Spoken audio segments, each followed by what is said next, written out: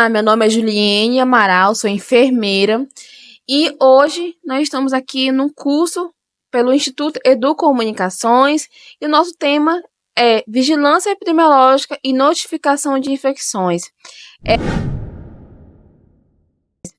É um curso muito bacana, falar sobre vigilância, né, epidemiológica das infecções, é como se eu conseguisse traçar o meu perfil de infecções e através dele eu saber como fazer meus processos de prevenção de infecção hospitalar. Então, eu saber quais são as infecções que eu mais tenho dentro da minha instituição, né? Eu tenho mais chances aí assertivas aí de saber e implementar os protocolos que eu necessito. Então, gente, a vigilância epidemiológica é essencial para a detecção precoce e prevenção de surtos. Olha só, quando eu tenho controle, gente, de quais infecções, o que está acontecendo? Ah, está aumentando muita infecção relacionada à ventilação mecânica. Então, o paciente está entubado ali na ventilação mecânica. Eu tenho muitas infecções associadas a esse micro-organismo na ventilação mecânica. Então, é como se você fizesse, né, a detecção precoce ali e para prevenção de surtos, né? Então, se eu tenho mais de um micro-organismo, eu não tinha um micro-organismo, não tinha nenhuma pseudomonas na UTI. E eu acabo tendo 10 nesse mês. Opa! É um alerta de surto, né? Se eu não tinha nenhum, eu tenho 10 agora, é um surto, né? Então, ou quando eu vejo de uma, duas, é ali que eu quebro, gente. É ali que eu já tenho que entrar na UTI, fazer educação continuada com a equipe médica, a equipe da fisioterapia, dos enfermeiros, técnicos de enfermagem, outros profissionais que acessam a UTI. Exemplo, tá, gente? Tô dando. Então, prevenção de surtos e infecções hospitalares, tá? Este sistema de monitoramento contínuo de dados permite a identificação de padrões, tendências e fatores de risco. Então, eu sei quem é. Eu sei que eu não tinha esse tipo de micro-organismo na UTI, e eu tô tendo agora, neste momento, então, eu tô conseguindo identificar. Então, quais são os fatores de risco, então, para tá tendo esse aumento? Auxiliando aí na tomada de medidas tomada de decisões eficazes, né, para o controle de prevenção de infecção. Gente, é muito legal essa questão, assim, quando tá na prática, tá, gente? Então, você é aluno aí, se você for para esse rumo, né, de controle de infecção, é importante se especializar e vai ser muito legal isso na prática. Lógico, a gente não quer, né, que tenha surto. Surto é uma coisa não muito boa para uma instituição. Gente, para a gente iniciar, quais são os exemplos mais comuns de IRAS que nós temos? Infecções do trato urinário e ela pode ser associada ao catéter ou não, tá? Frequentemente associada ao uso de catéteres urinários, pneumonia associada à ventilação mecânica, que são as PAV, né? Ocorre em pacientes que estão em ventilação mecânica, aquele paciente está entubado, tá? Infecção de corrente sanguínea é outro exemplo comum de IRA dentro do hospital. Infecção do tecido cirúrgico, tá? Ocorre após cirurgias envolvendo o local onde a cirurgia foi realizada, podendo o paciente ter implantes ou não, tá? Prótese, né? Prótese de joelho, prótese de quadril, então assim, pode ocorrer essas infecções nesses pacientes, tá bom? Quais são os métodos que eu utilizo para fazer vigilância epidemiológica? São diversos métodos, gente. Depende muito da rotina daquele controlador de infecção, tá? Então, eu preciso interpretar esses dados sobre as infecções hospitalares. No momento que eu interpreto esses dados, né, eu consigo ter uma noção do que eu preciso trabalhar, tá? E esses métodos, gente, ele inclui coleta de dados, notificações obrigatórias. Eu preciso notificar surto, por exemplo, tá? A realização de estudos de prevalência, investigação de surtos e análise de registro. Então, assim, quando a gente fala sobre prevalência, você, como controlador de infecção, ou dentro de uma instituição, eu preciso saber quais são as densidades que eu mais tenho de se a minha densidade está ótima ou não, se eu tenho muita PAV, se eu tenho muita ITU associada ao catéter. Qual é a densidade? Me comparar com outras instituições é muito importante, tá bom? Então, assim, o método de vigilância tá falando aqui sobre notificação obrigatória, gente. De fato, toda infecção hospitalar tem que ser notificada para o Estado, tá?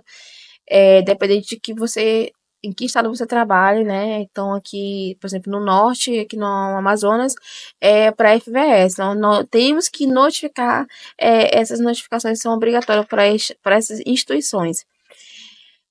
Estudo de prevalência, né? Fornece um retrato do instantâneo da frequência de infecções que eu tenho em determinado momento, tá? Investigação de surto, já falei mais uma vez, né? Identificar a fonte da infecção, os fatores de risco e as medidas necessárias para o controle de surto. Análise de registro de saúde, então eu tenho que fornecer informações valiosas, informações verídicas. Eu não posso manipular dados, tá, gente? Então, tem que ter muita cautela, tem que ter muito cuidado com esses dados, tá? Porque eu tenho que ser um dado mais fidedigno possível, aí porque eu vou utilizar a longo tempo, posso fazer estudos com relação a essa análise de registro, tá bom?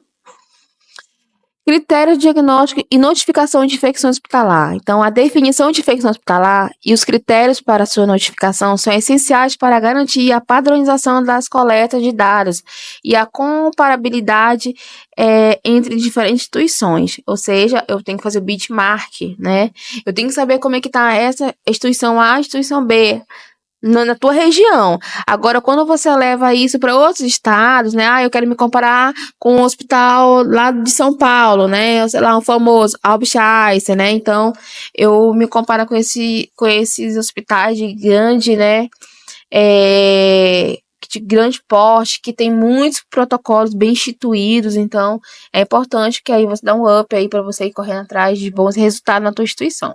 Então, eu tenho critérios clínicos para fazer o diagnóstico de uma infecção, tem que ter critério clínico, o paciente precisa fazer febre, se tá com dor, se tá com edema, se tem leucócitos aumentados, se tem PCR aumentado, então é importante os critérios clínicos eles ser bem estar presente ali de quem naquele momento vai fechar a infecção, que hoje quem fecha a infecção hospitalar é o médico infectologista, tá bom?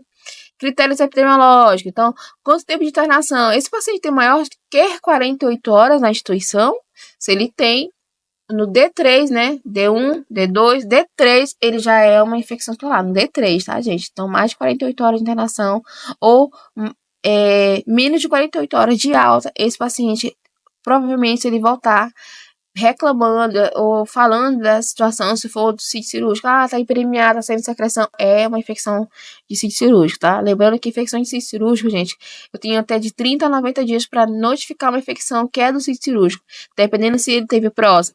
Com prótese, o paciente fez prótese, aí ele voltou daqui 40 dias, gente, ainda cabe no tempo. Se é rejeição de placa, né, que pode ser ali ter infectado a placa no momento de colocar ali no paciente, eu posso sim notificar uma infecção de sítio cirúrgico ali, se todos os sinais e nome ele tiver dentro dos critérios, tá?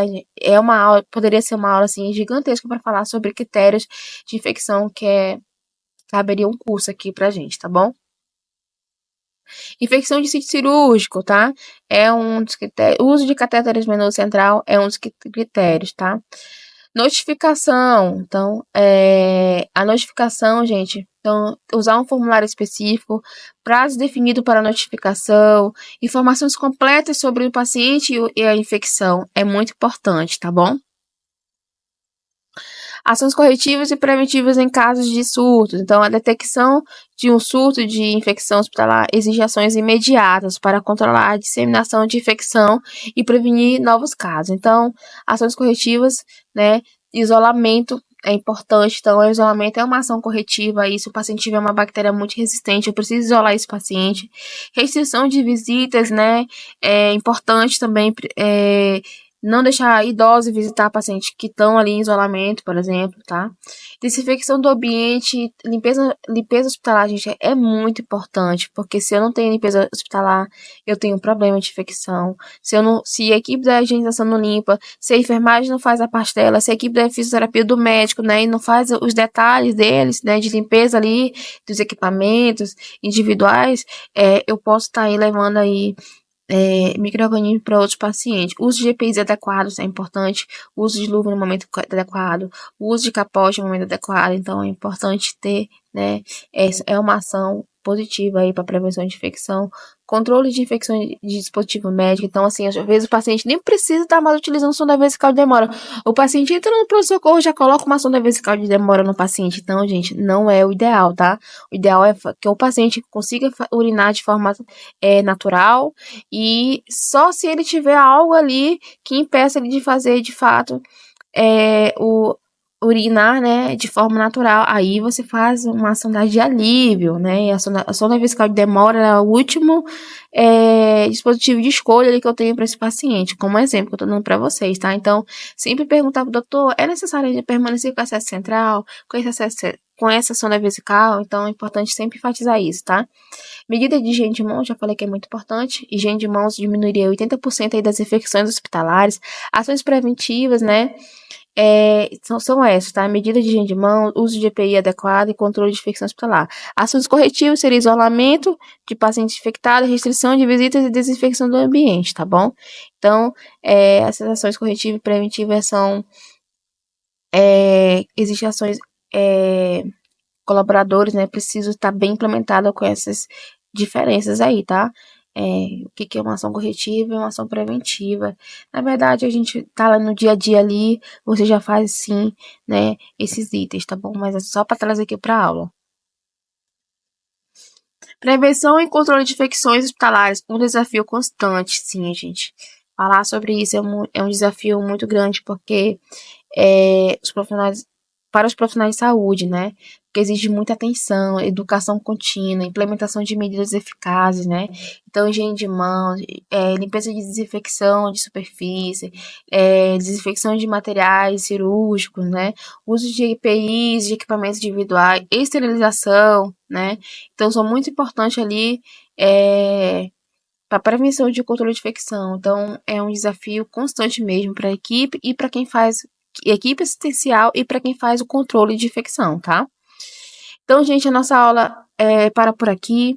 É importante a gente ter de que a epidemiologia das infecções ela deve acontecer dentro de um hospital. Toda CCH precisa ter esse controle para poder ter um dado epidemiológico, para fazer demonstração ali para alguém que vai visitar essa instituição, tá? Então, se você que é aluno, que vai visitar uma instituição, sempre vá lá nesse setor, né? Tenta ficar 1, 2, 3 dias lá nessa unidade, para você conhecer essa rotina que é muito importante, tá bom? Então, a gente fica por aqui.